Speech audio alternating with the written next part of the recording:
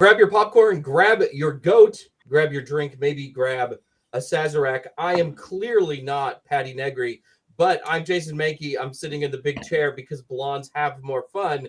We are the Witches Movie Coven with lots of special guests. It's going to be a great show. We're all excited that you are here joining us. So let's introduce everybody in the Coven. We're going to start with my favorite square, Richard-Lael.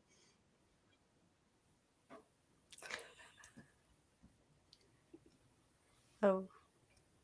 Hello. We're going to throw it to Heather Greene. Oh, I'm sorry. I thought we froze for a second. I'm having internet issues. Sorry. Go on. Oh, just introductions. This is Richard-Lael. All right. Yeah. Heather Greene. Heather Greene. Oh, okay. Well, I am Heather Greene, and I am the author of Lights, Camera, Witchcraft, which my goat's sitting on. There it is right there. It is the book that covers all things witchy in Hollywood cinema. I am a editor at Llewellyn Worldwide, as well as a religion journalist and all kinds of other things. I can't even imagine what else I do. And I'm a member of this coven, so I'm happy to be here tonight. And I do think that one of the authors that you work with is sitting with us tonight, the great Lilith Dorsey. Hello, Yes. I am an author, a voodoo priestess, a filmmaker, film scholar, I guess, for the purposes of this discussion, and I'm so happy to be the guest witch. You're like more than just a guest witch. I think we've been talking about you on the show since we've started a year ago. Your name comes up with a lot of frequency. It may just thank be you. because some of us are big fans. And then also in the bottom square, the man who has been called Sir Raven already in our chat, Gwion Raven. Hello, I'm Gwion Raven. Apparently I've been benighted now, so I'm now Sir Raven, which I must admit has a kind of nice ring to it. And, witch at large. I don't know I've ever actually mentioned this before, but former actor. So I know a little bit about the old movie and television and stage biz. I was in London with Gwion once, and we're walking around. He's like, this is where I was in Oliver. This is where I used to drink as a 6-year-old child with Yul Brynner after shows. It was amazing. It was, all true. So we usually like to begin our shows with one of my favorite parts of the big show, Richard-Lael's shattered synopsises of our films. Yes. So I will start off with that. So there are 2 films to choose from. No, I take that back. There is only one film to choose from. Anyway, in this story, it is the story about a little boy whose parents die tragically in a car accident, because any good parent is a dead one, apparently, according to Roald Dahl. And then, so the boy's parents dies, and he goes to live with his nana, and they're obviously in some part of Sweden, unless, of course, you're watching the 2021, and then they're in Alabama for some whatever reason. And they discover that the grandmother, while they're sort of going through the motions of mourning and grief, the grandmother reveals that she has encountered real witches. And Wait, she's what? What? I know, real witches. Witches are real. And she goes on this sort of, she tells her grandchild how to tell if there is a witch. And one of the ways, of course, you can tell that a witch is that witches are always women. However, it doesn't talk about warlocks, but witches are always women, and they always wear gloves. And they wear wigs because they have no hair. And if you look, there's a little tinge of purple to the eye. Well, so anyway, he encounters this witch, and then as sort of an escape, they end up by going to the hotel by the seaside for her health. And it turns out that at this same hotel, there is the Society for the Prevention of Cruelty to Children. They're having their annual conference, which, of course, is disguised by the fact that they are actually witches.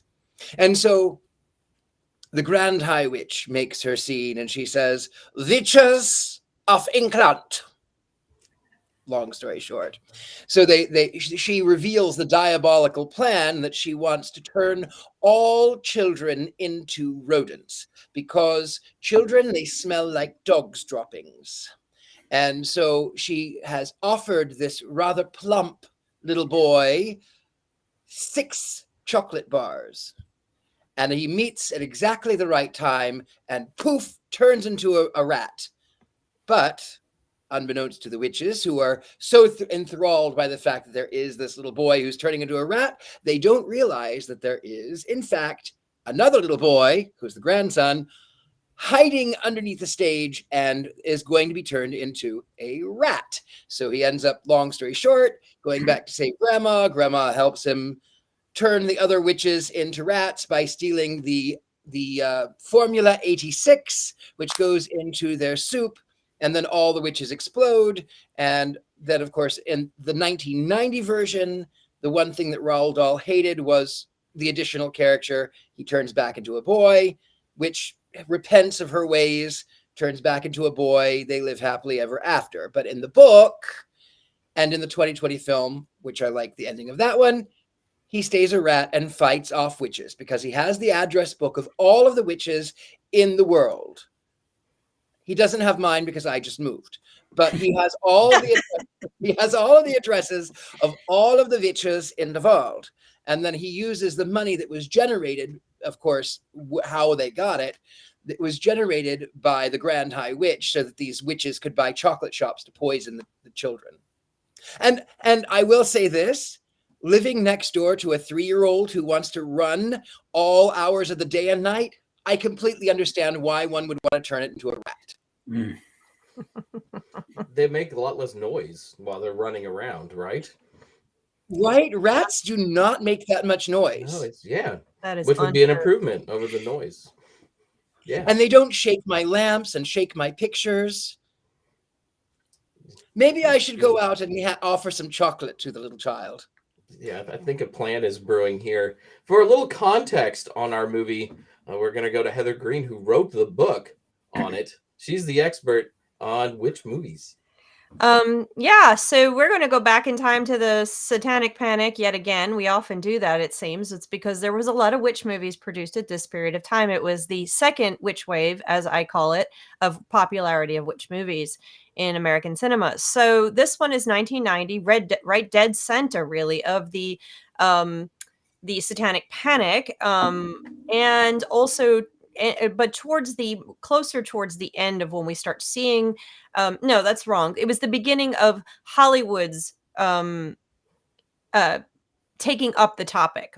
It began again 1988, 1987, around then. So this is right there, right in the center of it all. The movie was released in 1990, the original movie. The book was, I think, released in 1983. I just put that up in my literature a series I'm doing on my socials. It's 1983, I believe. So the book was written during the very beginning of the Satanic Panic, and the Satanic Panic was taking place in the UK as well as in the US. It was not limited to the US. So that's an important thing because Roald Dahl is from the UK.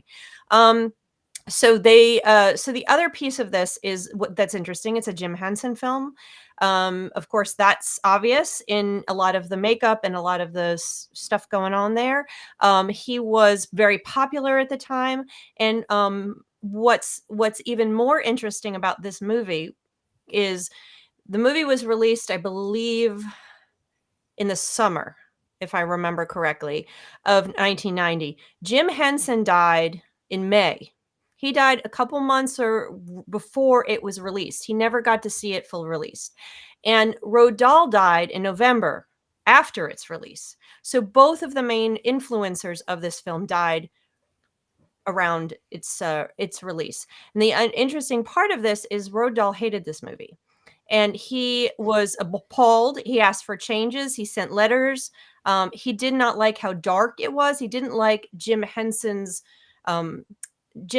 touch on it, how it got darker and a little scarier. And that's a big point because the movie, it's got a following. We're looking at, decades later, it's got a cult following. People love aspects of it. It's definitely a witch movie people turn to watch witch movies, but it was not well received. It had a very mixed review, and for the same reason as Hocus Pocus, and we go back to the same reason as Wizard of Oz, the movie was too scary for children and too silly for adults, and so it missed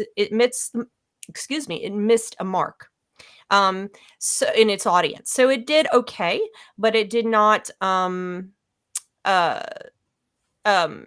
it wasn't a splash success in the end. But of course, since then it's become widely popular. Roald Dahl actually said he was not going to release another one of his books ever again to Hollywood after this. Of course, he died in November, and his family had other ideas because we've had many Roald Dahl stories being told in many forms: Broadway, James and the Giant Peach, BFG, Matilda. We had Willy Wonka come back again. And then of course this one was released again in 2020 with a modern spin, a little bit of a different look, and some changes that now fit not the Satanic Panic, but now fit the current era and thoughts about witchcraft. So that's the context of this, and we can move on to discussing whether we like it or not, I guess. That's a tough question, because this is a movie, like, parts of it I really liked and parts of it just kind of make me scratch my head. I was watching it today and my wife came in and she goes, I remember this movie. This really frightened me as a child, and I've never watched it again. It frightened me so badly. She would have been, I'm supposed to say she would have been 2, but she would have been 11 when she watched that movie. And the torment is still there with her. Lilith, what did you think about this movie? It did come out in the summer. It came out in the end of August. And I remember that I was so pregnant. Came out, I think, August 24th, and my daughter was born September 3rd. So I remember waddling into the thing to see this, because I'm such an amazing kind of Nicholas Roeg fan. Like, part of my scholarships at NYU were because I wrote about Nicholas Roeg.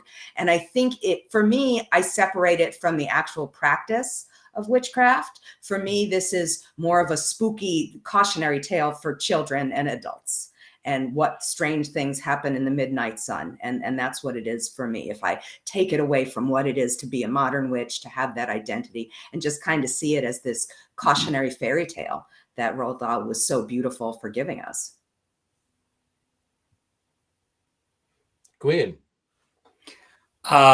So odd thing about this movie, it was one of the first Roald Dahl books that I read as an adult, right? So I'd read, Charlie and the Chocolate Factory and James and the Giant Peach and whatnot when I was a kid or a teenager. But this book came out in 1983, but I didn't read it until, I think, right before the movie came out, right? So I was an adult by the time that it came out. So it was a little bit different. I thoroughly enjoyed the book.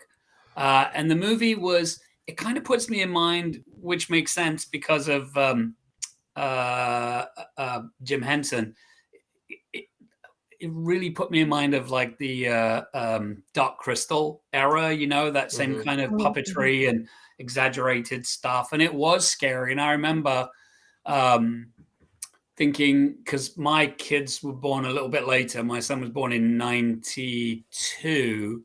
And I sort of had the decision when he was about 5 or 6 and the movie had been out and probably available on video at that point.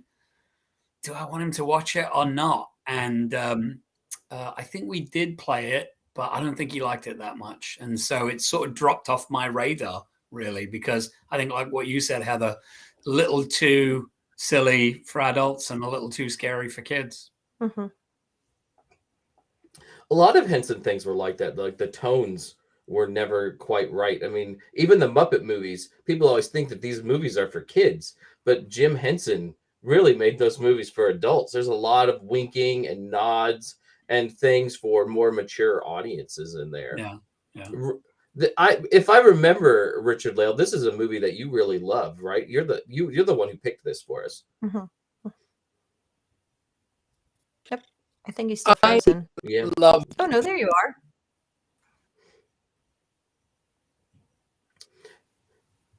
New Orleans is not cooperating with us. I am. Can you hear me? My internet keeps going in and out. We're on fire. Leave us alone. Right? I don't know why. Maybe because of maybe the children are doing it. I don't know. So yes, I did pick this movie. I love this movie. And in fact, many years ago, when I first went to Hollywood, I was in a show. It was sort of this amalgamation of fairy tales that I was cast as the evil queen. And people said to me, "Oh my God, you remind me of Angelica Huston as the Grand High Witch." I went, "That's by design," because I even had the black dress, and I came out and I had the purple wrap, and I threw it down, and it became the train of my dress. So yes, it was absolutely by design. I love this film. I was a kid too when I saw it, but I loved it. I couldn't get enough. I thought it wasn't violent enough. I will tell you, just to get some comparison though, I did watch the 2020 film, and I was so embarrassed over the 2020 film because I applaud them. They tried to make it more inclusive. That's great. But they put an African-American family in 1969 in Alabama in one of the wealthiest white hotels, which historically would have been, they would not have been able to have cohabited in that space. Horrible as it was 1969. That's not what happened. Also, I didn't really like in the newer film, they were trying desperately to make it relatable, but I felt like it made it even more. I'm cautious with this, but the newer film felt very sort of racially stereotypical in a lot of ways. They would say things like, "Oh, well, you like cornbread, or you like cake. Cake is just cornbread, or cornbread is just cake." And then they would say things like, "Well, butter my biscuits." And I'm going, what is this? And then I didn't understand why the witches didn't have two fingers. So they were doing that sort of, I thought that was weird. And they didn't wear a mask, but they were unhinged at the side. And then there were a lot of Jesus references in the new film, which made me cringe. The Grand High Witch was in room 666, of course. And then the grandmother she bowed her head and prayed to the good Lord. And I'm going, what are you marketing? What I don't like this. I would have been fine with it being a black family. They could have left it in Europe where they would not have had the same racial tensions that they would have had here in Alabama in 1969. I was deeply offended, but I have to admit, I did love the fashion in the 2021. It was fabulous. In the 1991, Angelica Huston is a goddess. I mean, she is every aspiration that I have as an out gay male witch. That is what I want to be, as the Grand High Witch. Heather, can I ask you a question? Sure. So this movie, the original, came out in 1990. Mm-hmm. And if I look at the way Angelica Huston's makeup is, it's really reminiscent, especially with the lighting, of when she was Morticia Adams. 1 year later. 1 year later. 1 year later. Okay. Yeah, there's a contemporary. Yeah, yeah, she was working on both of those, signing contracts at the exact same time. And that is on purpose. I mean, you look at the Grand High Witch and you can see a similar look, character. That's not an accident. And she was super popular at the time. And she is the only thing that's fabulous about this movie, in my opinion. And the rest of it could go ahead, and I agree with Roald Dahl. I'm giving you my opinion. I do not like this movie. I did not like this movie when it came out. I do not. Go ahead, turn your light out, Jason. I see you're aiming for it. We're not there yet. We're not there yet. I like this movie. Richard-Lael's leaving. I like this movie less than Hocus Pocus, the original one. And if you've heard me trash talk on Hocus Pocus, you know that that's the case. I would rather watch. However, I will watch this one before we watch the Muppet movie Wizard of Oz. So with that said, that's always my bar on this show right now. So there's animals that are supposed to be real that move their mouths, which, as you know, I've said on the show before, that is like just an absolute stop for me. I don't like it. I just, it was boring. I loved watching Angelica Huston act. How could you not? She's fantastic. The rest of it, I didn't care for. I just, from a perspective as a film historian, it's very interesting. It's interesting, for my book, it was interesting. And, I'll watch anything, but in terms of just enjoyment, I never liked this movie ever. And the second one, I thought there was some corrections that I did enjoy. I thought it was interesting. I liked the grandmother. I thought was wonderful. I love the fact that they projected her as doing magic herself, and which you have a positive form of witchcraft, which was beautiful. And of course, one of the ways they fixed it, kind of like Hocus Pocus got fixed as well in that sense, or not fixed, but meeting the cultural moment. I like the fact that the mice were animated, so when they talked with their mouths, it wasn't bothering me as much as it does makes me itch when the animatronic ones go. So I thought there were some great things but there were some problems with the first one too. And ultimately, I could leave the 2021 aside too, other than some of the pieces which were nice, like you pointed out, Richard-Lael. There's problems. There's some nice pieces. The first one, Angelica Huston's pretty much the only thing that I could say good about that movie. The rest of it, I have to say too, I didn't mean to interrupt, but there is one other thing that I did love about the 1991 that I didn't tell you, is that in the scene when all of the witches are gathered in the ballroom, most of them are men in drag because they're supposed to be ugly witches. I think there's some of that in the original one too, because I was really looking at the faces. Yeah, in the original one, that's what I'm talking about. In the original, they're all. Yeah, I liked that a lot. I liked that effect a lot. I did too. Yeah. I really liked. I was like, hey, I would wear that. So. Yeah, I just think, I think he was onto something. I love Jim Henson. I'm going to say this. I love Jim Henson. I think he was a brilliant, brilliant person. I got to interview his son and talk about some of the spiritual stuff that he was into. I think he was a genius.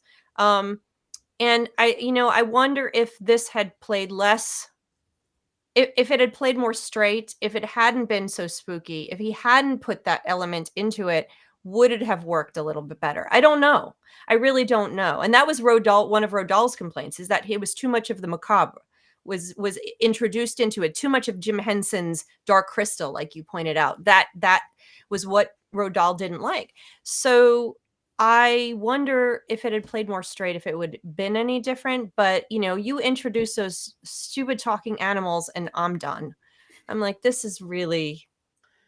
Everyone has a line in the sand. That's Heather's line in the sand. When you have animals.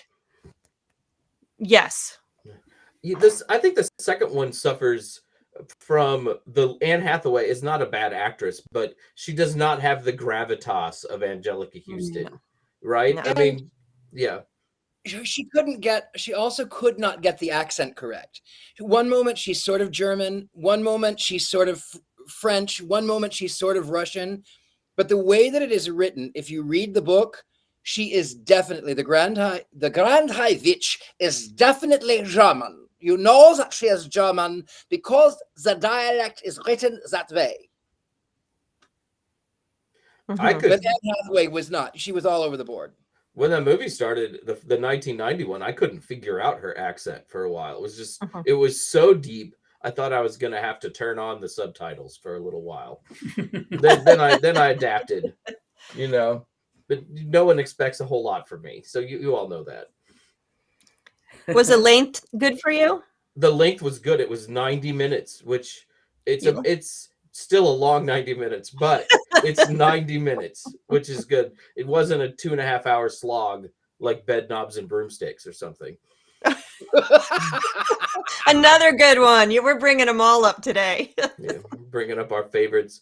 There was a comment in the chat about the depiction of the Grand High Witch. and how people then they were uncomfortable with it, because to me it did remind me of the stereotypes that I sometimes see of witches, which are in a lot of ways like Jewish stereotypes, which is always heartbreaking to see. Well, then you just capitalize, you just add on to that the fact that Roald Dahl is notoriously anti-Semitic, which has come out recently, even more so because the museum, the Roald Dahl Museum, confirmed that it was not he was flatly anti-Semitic. You add that into the German accent as well. He came from a specific time. He was anti-Semitic.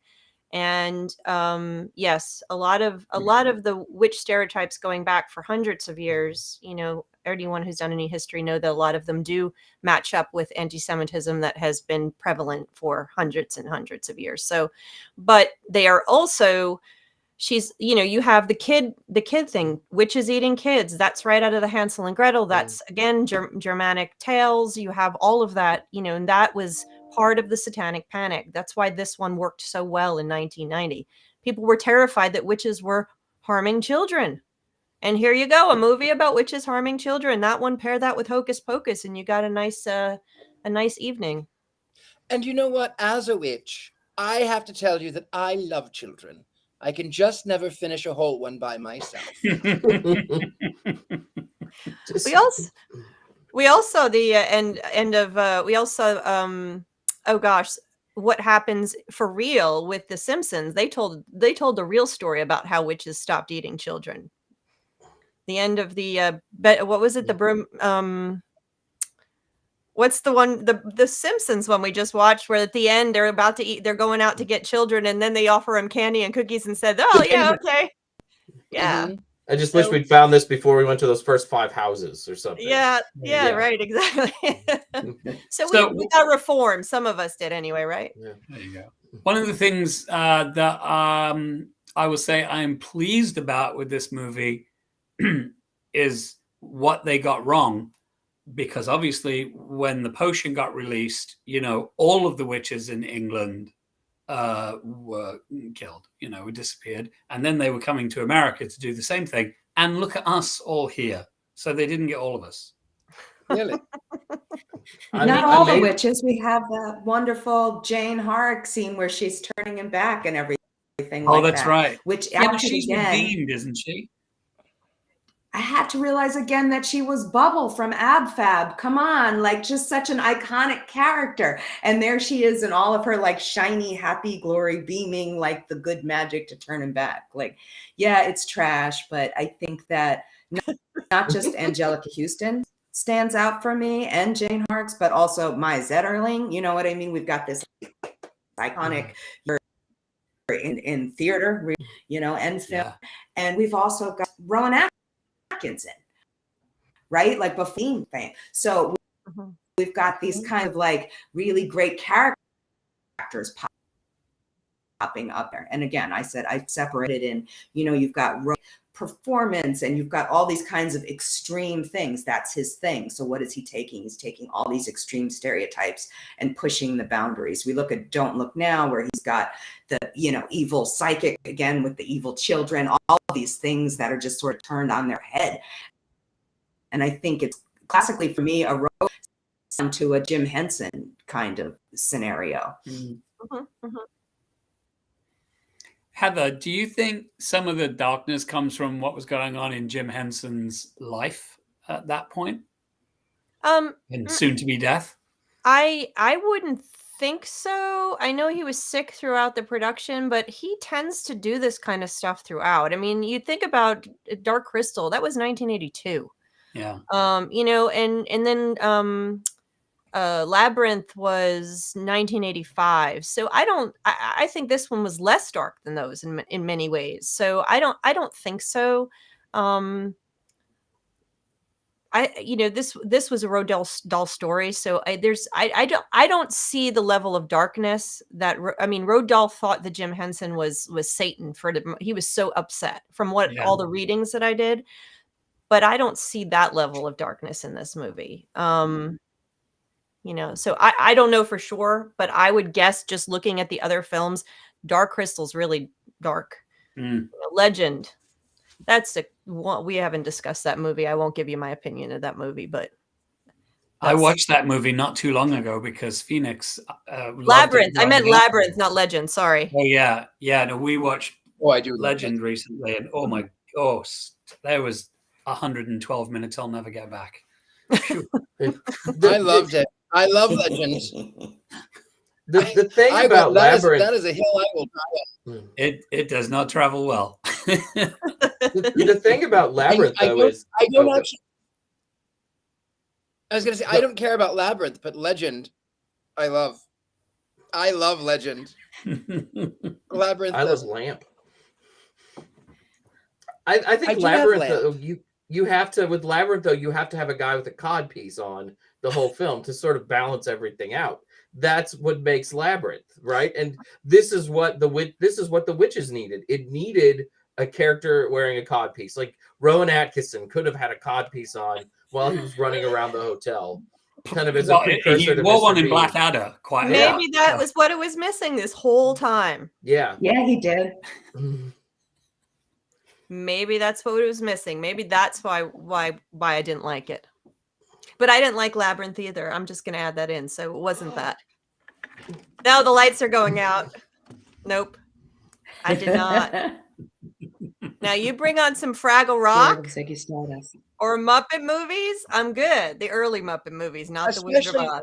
Yeah, I was gonna say the Muppet Wizard of Oz. That's a classic, timeless classic. Now we can all shut our lights off after that one. Including me. But I know, Richard-Lael, you're lying through your teeth when you say that, so I won't shut my light off. I really like the Miss Piggy song in that movie. I think it's unfairly maligned on this show. Okay, I think we've watched worse movies. Well, Just Amber says, like, these are all my favorite movies. And I do think there is something, we talked about last time I was on, we talked about a movie that I loved that most everybody on this panel disliked. But I also think some of it's contextual, right? Like seeing this movie when you were like 8 or 9 or 10 or 12 is going to have a really different impression if you watch it when you're 17 or 25 or, whatever it is. So, yeah, I totally get it. Like, there are movies that I absolutely adore that looking back on now, I'm like, wow, that was crap. But at the time, it's really meaningful. And Willy you know Wonka what? and the Chocolate Factory, #1. Yep. I'm with you on that one. But and that's okay. And even as adults, there's movies we like that are just terrible movies, but we just love them, and you can't stop watching them. And everybody's got those, and that's okay too. This movie isn't so bad it needs to be buried. Wait a minute! Everyone stop what they're doing. I didn't want to interrupt. Hi, everybody. Greetings from Cradle Mountain, Tasmania. I am so sorry. I wanted to be outside with the wombats and the wallabies, but there's no reception out there. There's not even any reception or television or anything in my cabin. It's fabulous. So I have to be in the boring lodge. So I miss you all madly. And We miss you too. It's cool though that you get to have these kind of adventures though, right? Like to be in I New am the Zealand. luckiest girl in the world. I'm paid to take people on bushwalks and have them experience nature and the energy and pull it up from the ground. And these are super corporate people. I am throwing them so far out of their comfort level. I'm having them make like spare sigils and carve soap and ridiculous, fabulous things. And they're like, oh, okay. And yeah, so. The most challenging part, though, that Patti hasn't told everybody is that tonight, when they're having hot chocolate around the fireplace, they have to watch The Witches.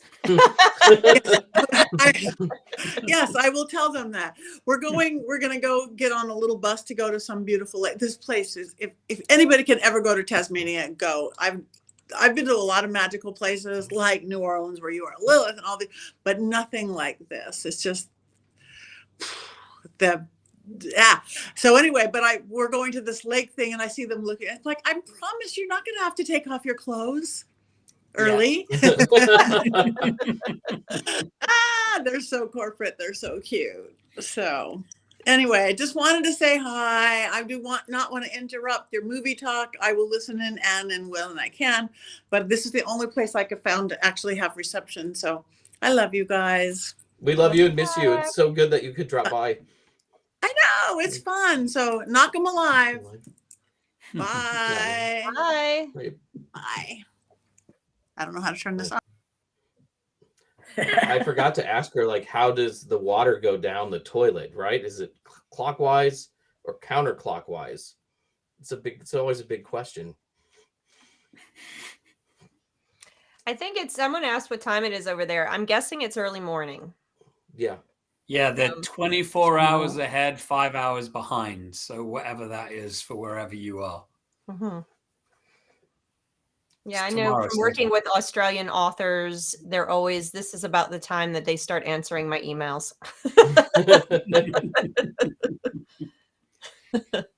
So that was a treat. Lilith, did you see the 2020 movie or version of this movie? The 2020 version?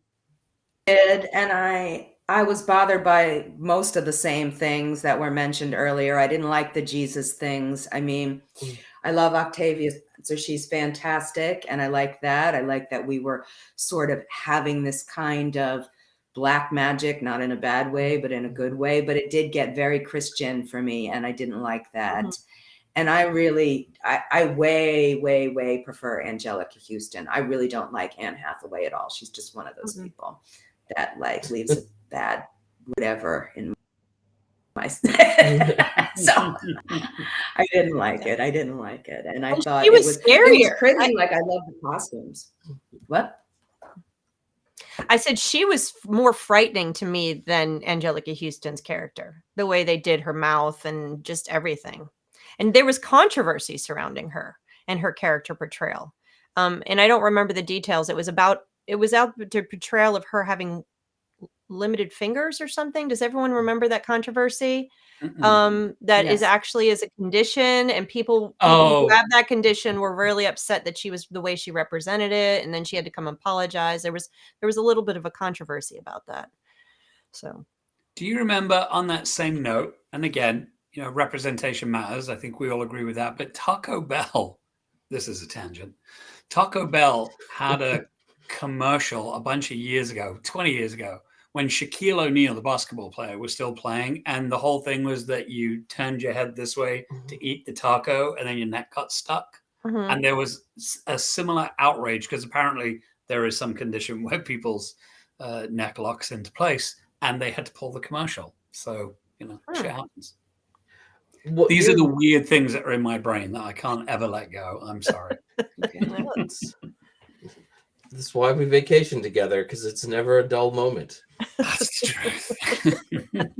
One of the things I liked about the 2020 movie, though, they made a bigger deal about, how they're peeling their faces off. And like they would, like, you could see the seam where the mask goes on the real face, over the real face of the witch. And it seemed to be a much bigger deal. In the 1990 version, you get the moment where Angelica Huston takes off her, her mask, and she tells everybody to take off their wigs, but obviously they didn't have the makeup budget for everybody to take off the masks, right? And then they don't really mention it again a whole lot. Everybody's always in very human form, which I thought was great, because I thought Angelica Huston was just too hideous looking with all the other stuff, and I didn't want to see it again. But it was a bigger deal, I thought, in the 2020 film.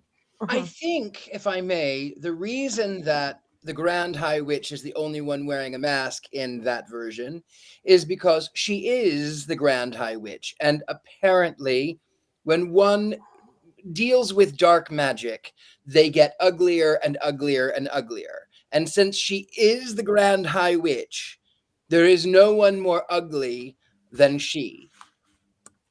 However, some of those lookers in that crowd were close. So was there some sort of maybe it was because she was. What was that? There was some sort of controversy where they had to recut it because that particular scene was too scary. I thought I read that somewhere. It's quite possible. I just reviewing my notes from this one. They Roald Dahl actually asked for a number of cuts because of that very reason. But according to the reports that I have, nothing got cut. Like Jim Henson said, yeah, and then nothing got cut. So I don't know if that's different than what you're talking about. But I mean, that was the biggest problem the movie had in reception, is kids were too scared to see it. And parents didn't want to sit through, adults don't want to sit through a movie where little mice are running around talking with their mouths open. I liked the puppets. I thought that was one of the best parts of the movie. I liked the puppets more than the CGI mice in the 2020 version. There's just something very magical about puppetry, and I liked sort of when they would stop and talk, you had the puppets and then they go back to real mice, and it wasn't seamless, but I thought for 1990 with a very small budget, it was pretty close. I thought they did a really good job. I guess I'm not as frightened or as horrified by talking animals as Heather, but I don't think most people are as horrified by talking animals as Heather. I'm not horrified or frightened. I just dislike it. And if I could reach my light switch, I would have turned it off right there. I like the CGI mice much better. That's all. I'm standing my ground. Well, no, but they didn't have that in 1990, so I'm not gonna begrudge them that. Of course, they didn't have that option. I still like it better. I'm with you, Jason. The CGI makes me roll my eyes. At least I can suspend my disbelief when it's an animatronic, and I can see the little gears turning and I know that it is. I love that human element. I think the CGI to me looks cheap. I think having the puppet just makes it look more like a fairy tale. It looks more magical to me because of the puppet being in it.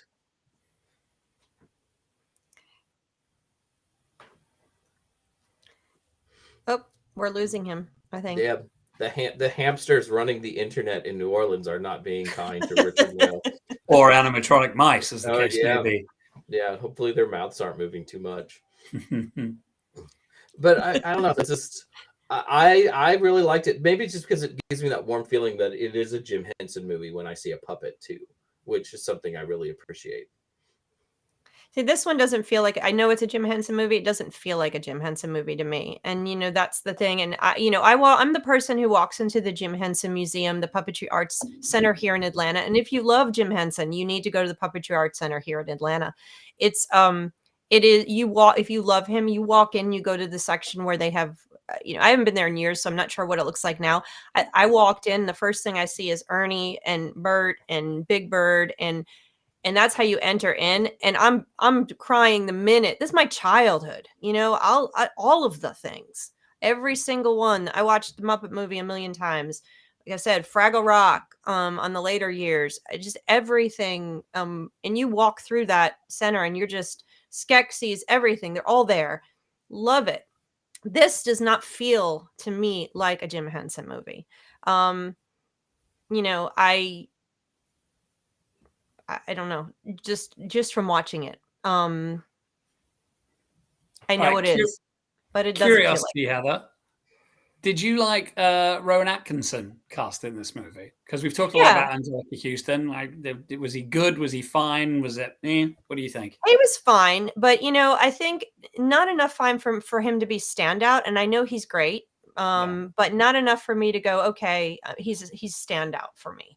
The movie my lack of interest in the movie just kind of overshadowed that. Angelica Huston's the only one that stands out to me. Yeah. Maybe if I watch it enough times, I'll go, haha, okay, Rowan Atkinson, but not really. I could pass. He's done other things where I like him better. This movie just doesn't. I'd rather watch Angelica. Oh, I can't say her name. Angelica Huston in another movie as well. Yeah. But The Addams Family, 1991. Yes. There you go. Right. She is fantastic as Morticia. She was made for that role.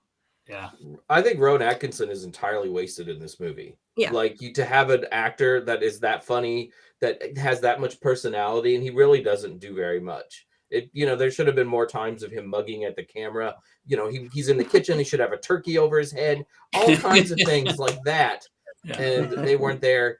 Lilith said something that I completely agree with, though. I think May Zetterling is really good in this movie, and that she has really great presence as the grandmother. And she's almost creepy in her own way because she has all these secrets of, knowing the history of the witches. Oh yeah, this huge backstory. And you made me think too, Heather, when you're talking about museums, did anybody see that there was a museum exhibit at the Academy for this movie? Just recently, apparently. No, really. Really? Yeah, I don't know anybody who saw it. I got to find someone from LA or whatever, but apparently there was an interactive thing that you could go through with this movie, which I can't even imagine what they would have done. Like, it just must have been insane. And I thought we were the only people talking about it, but apparently it has more cachet than we even could ever know. It's got a following, but I don't see what they would do. It doesn't have enough to me to do. But if you were to do a Jim Henson thing, or maybe you were to do a witches thing, or an Angelica Huston, I just don't see what you would center this, or a Roald Dahl thing. I don't know what you would center around this particular film, but it does have a huge following, just like Hocus Pocus. It does not have as big of a following in the witch community as Hocus Pocus.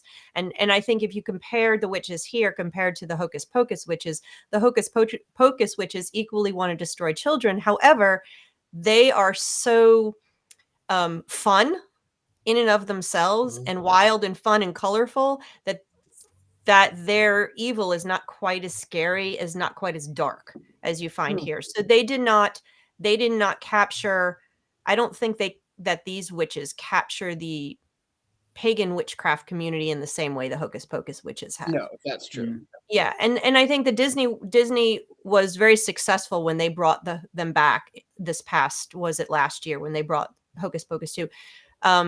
Unfortunately, they remade this movie, so remaking the story again I don't think was as successful. So and this is Disney too. Disney owns Jim Henson now, so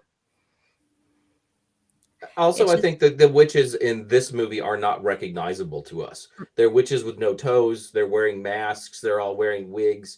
The witches in something like Hocus Pocus are recognizable to us, right? I mean, they're people, not monsters. Right. And I think that's really, really different. Before we do wands up or wands down on this movie, I thought maybe we do a little check-in, see what everybody's got going on in their lives right now. And if anybody's traveling or doing anything, we'll start with Heather and just kind of go around the circle. Oh, okay. Well, we are getting ready to do our Samhain, our final Samhain working tomorrow. We do a 7-day thing. We started 7 days ago, and it is the 15-degree Scorpio today. So we do celebrate it on the astrological sign, astrological Samhain. So we're doing that. I'm not traveling anywhere because I've got mounds and mounds, which you cannot see, of wonderful manuscripts that I have to read and work on. One of which I just handed off to production is Lilith Dorsey's book that will be coming out, which hopefully I'll let you plug when it's your turn. Okay. But it is fantastic, and I read it several times, and I'm looking forward to that coming out next fall, if I look at my calendar correctly. It's spring, summertime. Anyway, so I am going to be here at the Coven every week and working with my wonderful authors. You can find me at heathergreene.net, and I am doing a literature series on all my socials right now. All kinds of fictional works that are related to witchcraft movies. So join me on social media to see those over November. That's it. I think we have to just go straight to Lilith now because I want to know about the book. All right. Well, I am working on a new book that's going to be released hopefully in June of next year. Here, look, cover reveal. You can't even see it. Tarot Every Which Way. So basically, it's a tarot book. For those of you who were waiting for me to put together a tarot book, I finally did it. And this is not for one witch, it's for every single witch out there. So I'm really excited about that. We've got some really great contributors in there giving us little snippets about what to do. I've just got some fantastic endorsements that I'm so thankful for. And I'm doing everything else that I always do. My blog, Voodoo Universe, all my other books. I've got the Pop Culture Show on my YouTube channel. So in case anybody's not tired of watching me, they can watch me more there. Oh yeah, Water Magic book too. Yeah. What a great endorsement. What an endorser. She must have been scraping the I bottom of the know, barrel I for that know. one. This Bottom famous of the witch, Lisa barrel. Mankey. I love him. He's Richard-Lael, great. what about you? Well, I am not going to be traveling for a while, but I am here in New Orleans. I am easily found. I am very easy to find. There are some fakes out there they'll contact you to join the Illuminati, and they'll contact you to have readings, and you'll know my dialect. I won't contact you. You can contact me, thegentlemanpsychic.com. I'm easy peasy. And that's about it. I'm here in New Orleans. So if you're in New Orleans, if you're in the area, come in and we'll eat a child together. As one does. I know that Gwen has the book, The Magic of Food. Are there any child recipes in your book? No, although some of my recipes are appropriate for children to make. But no leg of toddler or anything like that. So, yeah. Any you up to anything right now? I actually just finished up all my Samhainses. I think there were 3 different Samhain gatherings, a public ritual and a couple of private ones with our Coven, and that was really, really lovely. So now becomes the big hibernation for me. Like, witch-wise, it's much more of an interior time for me. And then I'll be traveling again, I think, in March, I think it is, and then I've got a lot of travel scheduled for next year, some for pleasure and some for witchcraft. I mean, it's all for witchcraft really, but there's that. And you can find me on Instagram at Gwion Raven, or you can find me out and about at The Witches Next Door, which is both on Instagram and a podcast that my amazing and talented wife Phoenix LaFay participates in as well. So you can find us hanging around there. All right. I want to jump in there now. I worked with Gwion and his wonderful Phoenix LaFay as well on a book called Life Ritualized, which is all about ritualizing in the pagan and witch way, all kinds of aspects of your life. If you're interested in that, it's fantastic. That's been out for a couple years now. So you did a great job. Thanks, Heather. Yeah, it was another one of those books where they scraped the bottom of the barrel for the foreword and had me do it. We loved you doing that. Wasn't that your first foreword? I think it might have been. Yeah, it was quite an honor. It's a really great book too. Phoenix writes great rituals. She does. I'm Jason Mankey. I'm going to be in Las Vegas this weekend at Las Vegas Pagan Pride on Saturday. So I'm very excited about that. And then traveling a lot in February and March. Before we do Wands Up, Wands Down, we did have a request for the Mankey Movie Minute. I did write one. I don't think it's as good as some of the others, but we're going to give it a go. So, hopefully somebody laughs. All right. Pay a visit to the Hotel Excelsior and meet the most oblivious hotel staff in the history of the hospitality business. Marvel as over 50 witches completely and loudly trash a conference room without anyone checking in on them. And then those same witches openly chase a boy through the hotel while no one bats an eye. And not just that, the Grand High Witch then tries to kill a baby by pushing the baby's stroller down a hill and over a cliff. If you and I did that kind of stuff in a hotel, we wouldn't just be asked to leave. We'd be getting arrested. And the staff of the Hotel Mr. Bean just completely overlooked the destruction, the attempted murder, all of it. They aren't even impressed when talking mice suddenly show up at their hotel. They just start butchering the mice with carving knives like they're the farmer's wife from the Three Blind Mice nursery rhyme. You might be wondering why the witches and the witches choose the lousiest hotel in the UK for a meeting, because nestled in the walls of the Hotel Excelsior, they were free to hatch a plan to kill hundreds of children by turning them into mice, which sounds completely awful, until you meet a child named Bruno. And then you start to think, maybe these witches might be onto something. Seriously, Bruno is pretty awful, as are his parents. So maybe it's not all Bruno's fault, but he's still pretty bad. Learn important facts about witches, such as witches having no toes. No toes? That just doesn't make sense.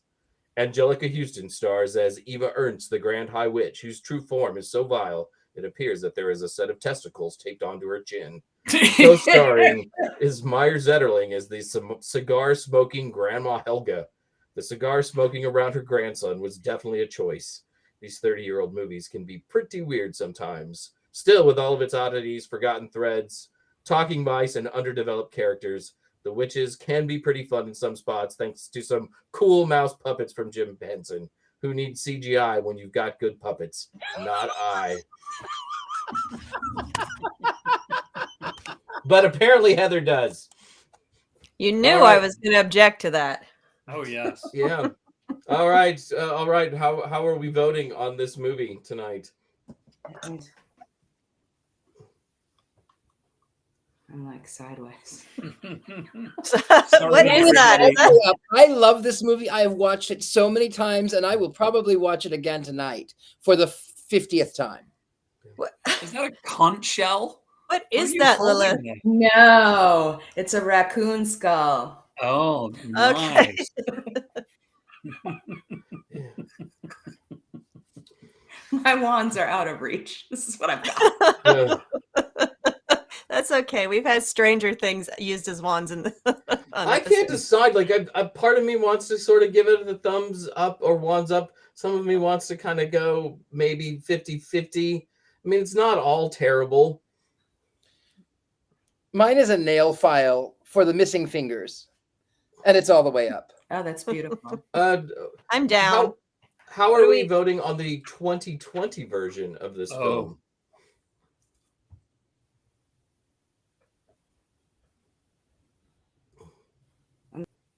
Yeah, you're down. Lilith's down. Mine is so far Yeah. down, it's not even. Not even in the tree. Richard-Lael's wand is underground. That was We have awful. we have a real mix in the chat. I mean, we've got Yeah. ups and downs, neutrals. Yeah, big thumbs down. Wands down for me. It's all Horns over the up. map. Yeah, there's some like real opinions about this film. It's something either you like or you don't seem to like. There doesn't seem to be a lot of middle ground. Nope. Oh, I feel like I'm broken because I saw the 2020 version first. So Oh, that no. clouds my opinion. Yeah. Oh, I'm sorry. Yeah. yeah, you did it backwards. It was almost like a Witches by the Sea kind of situation here. Speaking of Witches by the Sea, we have to send some love to our own Courtney Buckley, who's not with us tonight. After being in Salem during Halloween, I think Courtney just needed a long day to just breathe and do nothing. And Courtney will be back with us next week. And we're going to throw a little love to Haley Castellano, who's one of our favorite Coven members too, always with us in the chat. So, different sort of show today with extra guests and no Courtney and no Patti. It's always so weird not to have Patti. And no animatronic mice to speak of. Not a single one in our entire cast. I feel robbed. Well, you work on that for next time. How How about it? How about this? So there's no animatronic mice, but how about a bird? And hello there, I am a bird. And I am my nose. See, that's okay. I know that's you, Richard-Lael. Oh my! I don't sound like that. That doesn't sound like me at all. It is That's it's just certain talking animal puppets. I will point them out when they bother me. This is not this is Name a- one other, just like in the last seconds here. What's Hocus another one? Pocus's cat or Sabrina's Binks? cat. You don't like Binks? I like Banks, but I wish his mouth wouldn't move when he talks. It's the Because he moving uses mouth thing. telepathy. I don't like it. I think Is this these like ma- a cinematic thing for you, or is it just like to just give you the oogs? It doesn't give me the ooks. It just looks just cheesy to me. It's cringe worthy, as my teenager would say. It's just cringe worthy. It'd be better if they just showed it and the voice just came and it was just there. The cat is going like this. It's just a thing. It's not scary. We're good. I'm good. I'll How- sleep at night. How do they talk without moving their mouths though? It's like they have ESP or something. I can suspend my disbelief for that. It would work way better. Hey, this is the sword I'm dying on here. So let's just move on. I'm not going to give it up. There's just so much to unpack. Welcome to next week's show when we spend the entire time talking about animatronic mice and other creatures. Speaking of next week's show, we'll be watching the movie She Will next week. So if everybody, you might want to get in on that. And this is about the time now, though, since we're already kind of cackling at Heather, I think it's time for our customary cackle because it's what all witches do. And we'll see you all next week.